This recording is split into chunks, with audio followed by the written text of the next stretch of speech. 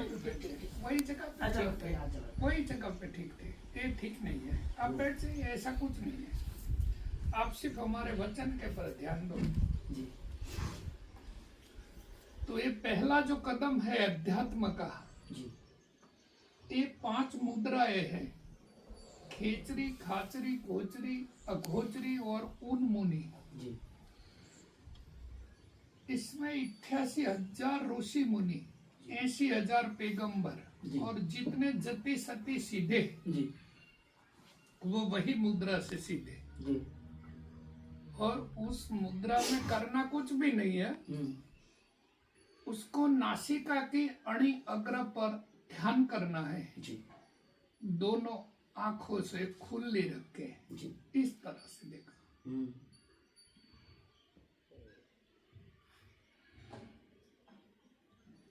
क्रम बना के करना है जी।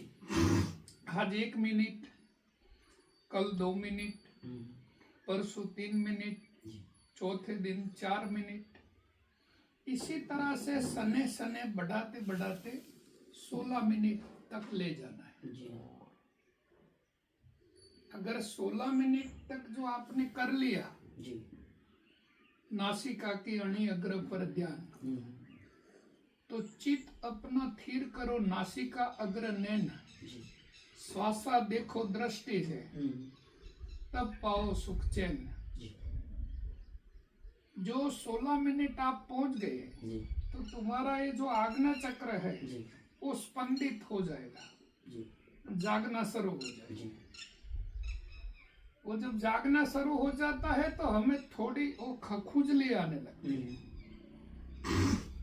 तो पूरे दिन एक खुजली आने लगती है, तो खुजली क्या करती है, कॉन्सेंट्रेशन बनाए रखती है, समझ गए।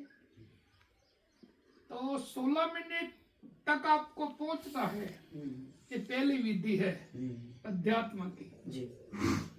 अगर जो आप 16 मिनट तक पहुंच गए तो तुम्हारी मोटर इंटरसेंसरी चालू हो जाएगी जी। हमें नॉलेज होने लगेगा जी। सूक्ष्म शरीर का, थूल शरीर का, प्राणमय शरीर का, सब शरीरों का धीरे धीरे नॉलेज होने लगेगा। ये पहली विधि है जी। और दूसरी विधि है अपने कानों में एयरफोन लगा देना जी, तो जो बाजार में मिलते हैं जी जी, मेडिकल स्टोर में, तो 1-2 जोड़ी ले लेना। और जब भी तुम एकांत में कहीं ठहरो तो उसको कान में लगा देना और ध्वनि के साथ ध्यान करने का जी। ये ध्यान की दूसरी विधि है जी।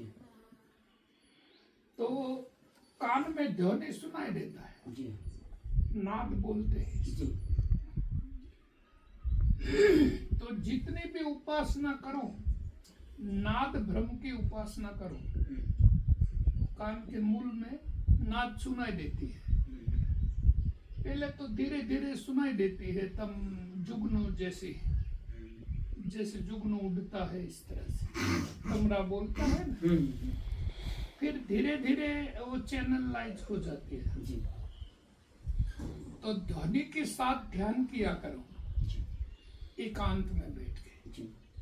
और ऐसे भी बहुत सुंदर ध्यान करने का मार्ग है गुफा जी।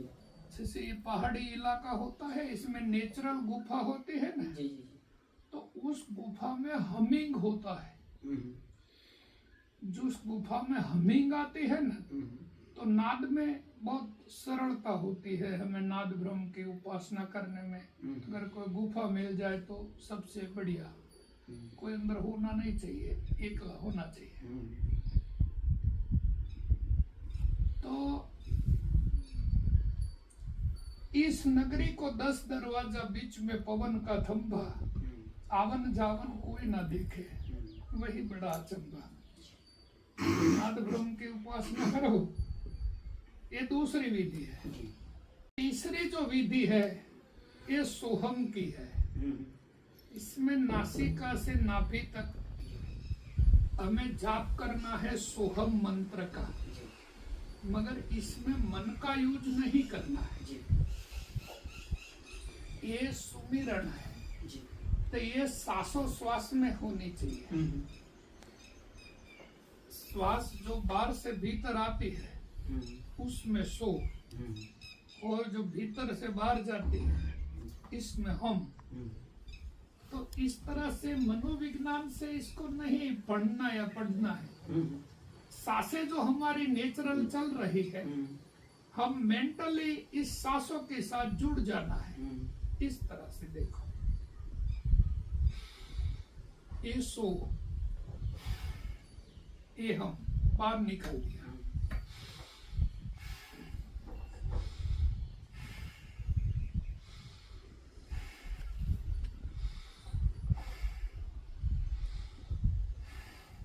एक माला करने का है सुबह में 108। एक बार श्वास लिया नाभि की परिक्रमा करवाई फिर छोड़ दिया तो एक हुआ। फिर श्वास लिया और नाभि की परिक्रमा करवाई श्वासों को और छोड़ दिया दूसरा। इस तरह से 108 करने का प्रातः काल में जी अगर तुम्हारा मन जो तुम्हारे श्वास के अंदर रहा तो तुम वर्तमान में रह सकते हो। जी अगर जो तुम्हारे श्वासों से तुम्हारा मन बाहर निकल गया तो या तो भूतकाल की फाइल खोलेगा जी या भविष्य की। जी तो हमारी डायरी में तो ये जो तुम कर रहे हो इसको एकदम रेडिएशन कहते हैं जी जिसकी कोई मतलब ही नहीं। जी साधना करो तो साधना करने के लिए एकांत में चले जाओ। जी और प्रथम पहला तो तुम क्या बोलते इसको मैं ठीक से हिंदी बोल रहा हाँ, हूँ। बराबर बापू। मूंग जो आता है ना मूंग ये मूंग को उगा लेना और चना आता है ना उसको उगा लेना जी और हो सके तो सलाद थोड़ा हाँ जी हाँ जी तो ऐसी जगह ढूंढ लेना जो थोड़ी ठंडी हो जी और 21,600 श्वासा चलती है हमारे ये जी सोहम जी तो एक अनुष्ठान ऐसा करो जी कि तुम 21,600 श्वास में से एक भी श्वास खाली न जाए। जी सोहम मंत्र एक ही मंत्र ऐसा है जो हमारी यात्रा इंटरनल कराता है। तुम्हें जो यात्रा करना है ये इंटरनल यात्रा करना है भीतर जाना है। और हम क्या करते हैं निकल गए हैं बाहर जी तो जैसे हम बहिर्मुख हो जाते हैं तो हमारी इंद्रिया जो है हमें खींचती रहती है खींचती रहती है खींचती रहती है। तो मान लीजिए कि हम 45 डिग्री तक यात्रा करते हैं तब तो हमें वापस आने का चांस रहता है। मगर जो 45 डिग्री से आदमी आगे निकल गया तो वो आजीवन वापस नहीं आता है अपने केंद्र में। और जैसे वो छोटा बच्चा होता है तो क्या वो अपने अस्तित्व के साथ जीता है। तो देखो इसको जीने के लिए किसी को इसकी जरूरत नहीं पड़ती। वो अपने आप में खेलता रहता है वो अपने आप में मस्त रहता है। इससे दुनिया से कुछ लेना देना है ही नहीं। समझ गए? उसको तुम एक छोटा सा खिलौना दे दो तो खिलौनों से वो खुश रहेगा क्योंकि उसको रॉयल की कोई जरूरत नहीं है। उसको तो खुश रहने की बात है। तो एक पागल आदमी तुमने कभी देखा होगा तो जो पागल आदमी है वो भी अपने अस्तित्व के साथ जीता है।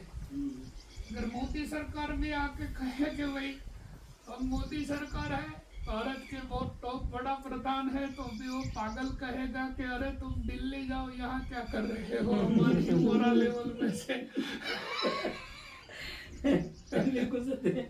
क्योंकि इसको किसी से कुछ लेना देना नहीं है। जी उसकी जो यात्रा है ये अपनी इंटरनल यात्रा है। जी और अपने आप में यात्रा है। हाँ जी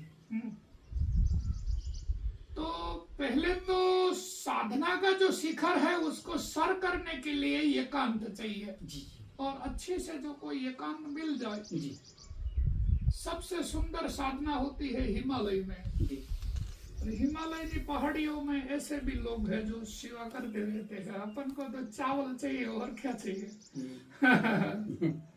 तो मूंग और चावल। तो ऐसी एक गर्मी न लग जाए इसीलिए ठंडक थोड़ी चाहिए।